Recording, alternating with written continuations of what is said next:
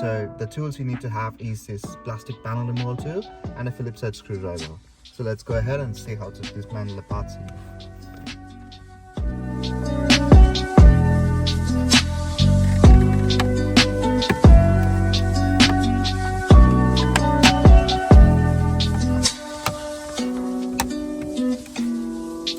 This little trim just held in by clips, no screws. You can just pop that out.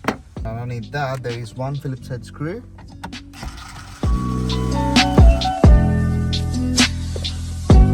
There you go guys, as you see here, it's a little trickier, but it's just held in by clips. You can just pop that out like that.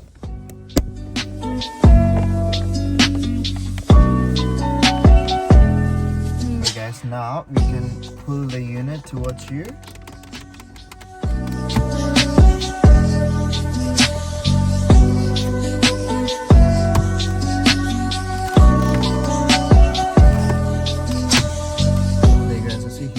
It's just held in by two clips here, so just be gentle with that. And there are two plugs at the back where you can just take them off.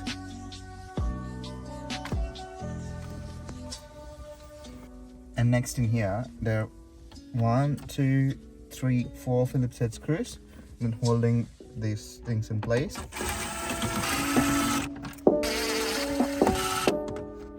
After taking these two screws here, you can just pull the unit towards you. Just give it a gentle pull.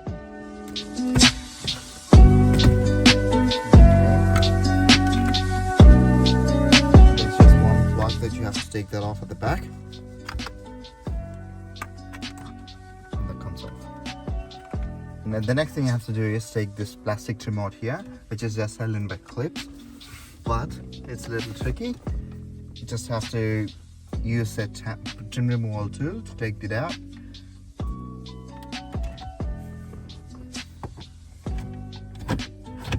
There we go. And that comes out. The next thing I have to do is take these 4 screws out here, which are Phillips head screws again.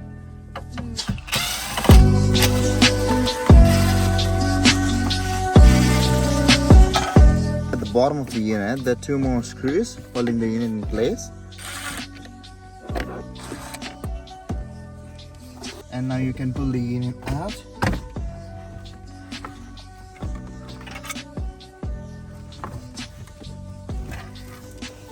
And when you do, the few plugs that you need to remove at the back.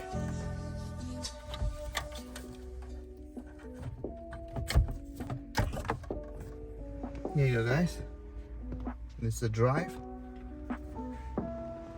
and at the last, the screen itself.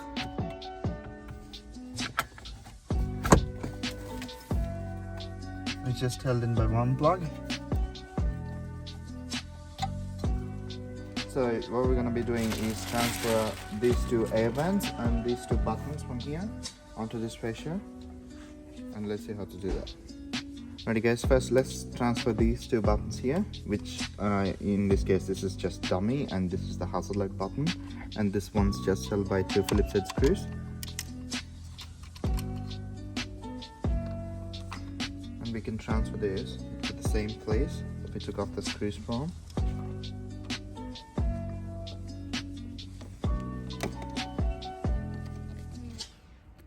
To take the actual switch off, you have to press on the other side of the button here, where you can see 2 little clips, and you squeeze them into the center, and the switch just comes off like that.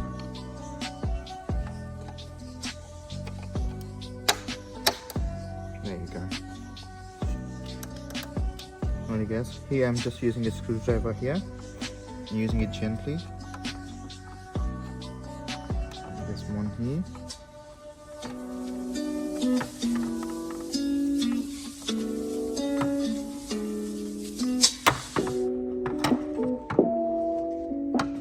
And similar things on the other side as well.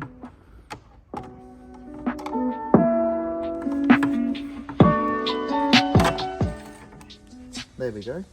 We're going to place it exactly in the same way that we took the air vent from. And we just click and place like that, as you see. I'm going to do it the same with the other ones as well.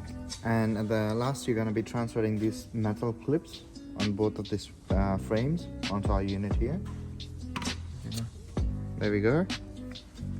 Once you take that out, you have to just use a gentle squeeze to put the pins in place before you're putting them onto the frame, and then you can just force it onto the actual bracket. There you go, that helps in place. Alright, so the next step in the installation will be to plug in our T-harness cables here. There is only one plug that will go into each one of the units, so don't worry about that. See, that does not match. That means it's going to be this one here. Getting it the right way probably wouldn't hurt. And the second plug is just here. So once we have plugged these in, we can actually return the factory unit back into its place.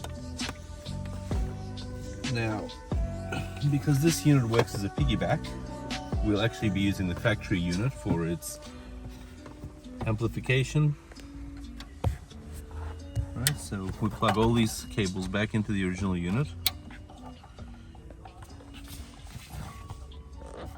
and the white box down the bottom, that is your BCM, so it's very important to make sure you plug that in. Thank you. And that goes in like that. Now, only one thing I have not shown yet is how to connect the antenna for the radio, which is over here. Now the factory unit will sit in here quite nicely. Excellent. Now for the radio antenna retention, I'll be using this cable here. And then we'll click just like that, and you have your radio antenna. So now we take the original fascia. This has one cable coming out of it. This cable will need to be plugged into here, at the back there, the black port. It can get a little tricky, but with a little bit of patience and great. Now once we've got all the plugs filled in here as per the thing, you make sure you pass your USB cable here. We'll be retaining that.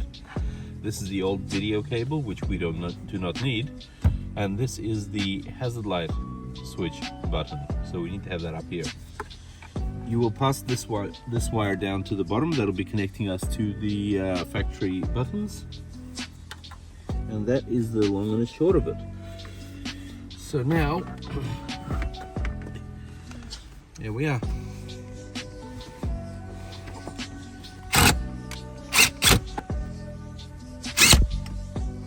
So now we'll take our unit. We've allowed for these wires to be out and about. We'll take our unit, we can start plugging these in, which can be quite tricky, but hey, nobody said this was going to be easy. First, I think the easiest and best one to do would be the hazard light button down here. Make sure you test that. Okay. USB retention kit, which we have right here. So that simply plugs into the port there. And then you can use any one of these two USB cables to plug that in. Right, so if you have a look at the bottom of our unit, which is very convenient to do this way, so you can have a look and you'll see there are certain slotted key locations where you can plug in the cables. They'll only go in one way, so there's very little chance of you making a mistake. Audio out is on this cable here. Now, with these two USB ports, we can run them into the glove box from here by utilizing a little bit of this empty space down there. It clicks right in.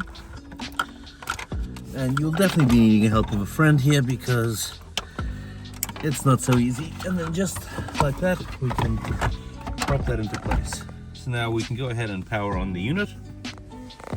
Now what we've also done is these auxiliary out cables have been plugged into the rear in, just so you have sound, because this unit utilizes the factory stereos amplifier. The other thing we need to do is plug this in here, ensure that we get all the controls working. Now we will have all the controls working as well. Alright guys, after connecting everything up, you can screw the parts back in place, the same place that you took them off from.